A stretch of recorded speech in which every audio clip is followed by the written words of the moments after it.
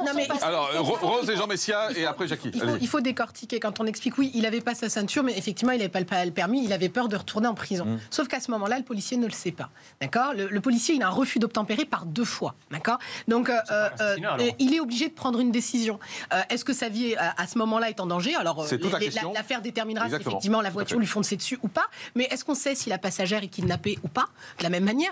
Est-ce qu'on sait si juste avant le passager a commis un crime qui justifie en fait son refus d'obtempérer ? C'est à un moment le policier ne sait pas pourquoi en fait le conducteur se soustrait en fait au contrôle. Alors attendez, parce que vous avez évoqué quelque chose, on n'en a pas parlé encore, c'est la passagère. Et quelle était la situation de la passagère ? Parce que Maître Novakovic, qui est son avocate, était hier après-midi sur CNews et elle suppliait de ne pas partir, d'arrêter. Elle était otage, c'est le mot très fort qu'a employé Maître Novakovic. Écoutez-la.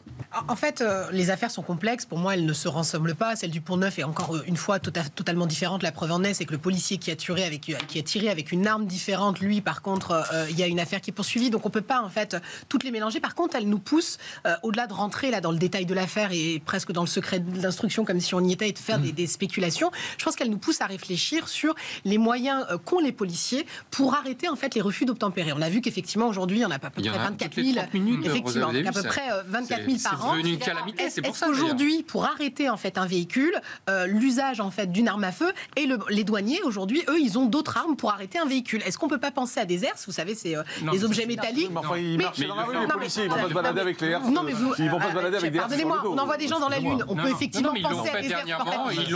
Enfin, quand la voiture me fonce dessus, vous n'allez pas dire je vais sortir ma herse et je vais la jeter sur la. On pense bien, on a pensé, on trouvait ridicule les LBD, on les a mis en place. On trouvait ridicule les tasers, on les a mis en place. À un moment, à partir du moment où on a en fait des gens qui décèdent, pardonnez-moi si je peux poursuivre une réflexion, vous avez le droit de pas être d'accord, mais si on peut juste s'écouter. Une herse, c'est pas un lasso, hein, vous pouvez pas l'envoyer comme ça.